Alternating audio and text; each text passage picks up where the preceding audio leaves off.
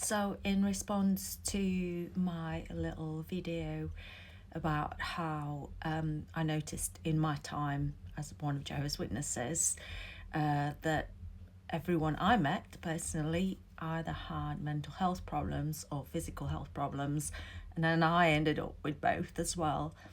And the point of that video was that the environment, and that's obviously applies not just to Jehovah's Witnesses, but other organisations that are similar, or even, like in normal setting where there's a lot of pressure on the nervous system to live in fight or flight or survival mode. So with witnesses especially, from my personal opinion, and as I'm studying psychology with university as well, it is obviously not normal to live in that state all the time, and which is why it obviously then has side effects of affecting the person's health.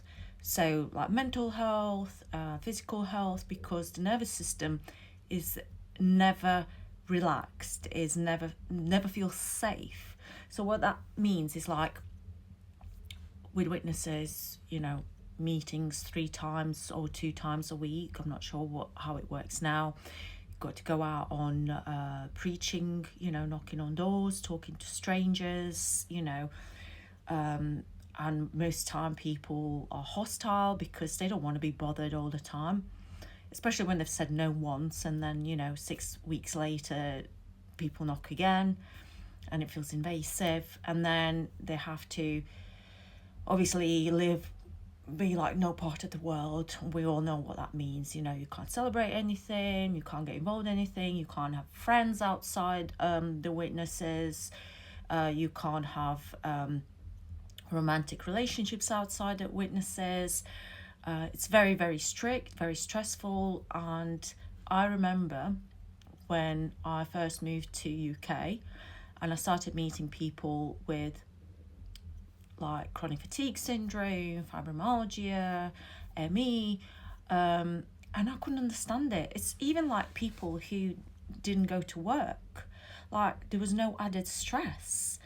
And over the years, I feel like the ideology and the whole setup, and obviously it's not just unique to Jehovah's Witnesses, but in my own experience, the whole setup is so much pressure and there's so much negativity and judgment. So if you're like, don't go to meetings for a bit, then you get shamed and, guilt tripped to go back. And then, there's the constant pressure to perform, to be spiritual, and it all adds up. And our nervous systems aren't designed for that kind of lifestyle. It's not normal and it's not natural. So obviously all the witnesses are like focusing on the new world, the paradise, because then all the illnesses will be taken away, which is what they believe, and the dead will be resurrected. But then before that you have to go through Great Tribulation and Armageddon. And I remember how terrifying that felt for me, the whole Great Tribulation Armageddon thing. I was like so afraid, like what's going to happen. And again, that's not normal. It's not normal to live in that sort of constant state of alert. So of course it's going to give you depression, give you anxiety, panic attacks, start to affect your autoimmune system, and then it's a knock-off effect with all the stress you're constantly in every week, every day. Have you prayed enough? Have you studied enough? Have you read the Bible enough? Have you been out of ministry enough? It's never ending. It's like being in an abusive relationship where there's just, you constantly, the bar is getting higher and higher, and you're never good enough. And that is not normal. So absolutely not surprising, like how I've seen so many comments to that little, music video I did, because I like to use music to sort of like make fun of things, because you can either cry or you can laugh. So I choose to laugh about stuff. But yeah, even when I reposted it on YouTube, same again. So many people recognize that, yes, when I was a Jehovah's Witness, it made me really ill. And I just wanted to give a bit of a psychological and biological background to it, why that is.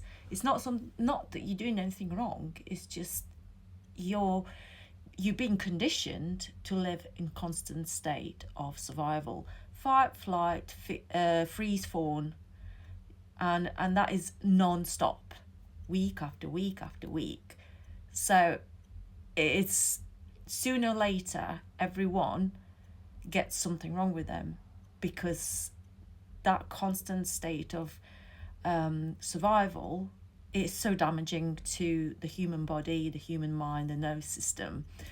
So but yeah, it obviously now that I'm learning more about psychology and recovery, it makes sense.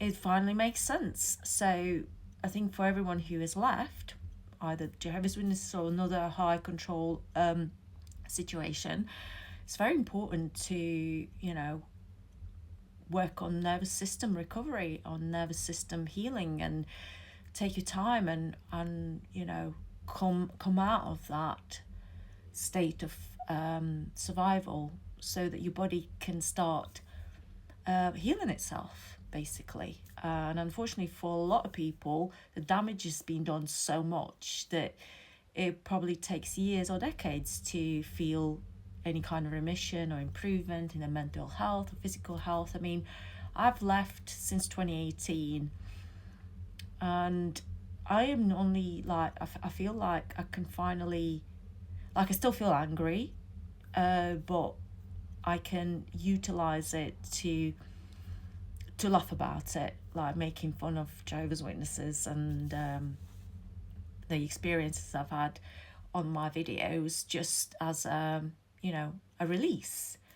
But yeah, I really appreciate these comments, and just wanted to kind of give a bit of a psychological, biological background to why that is, which is something I've learned since leaving.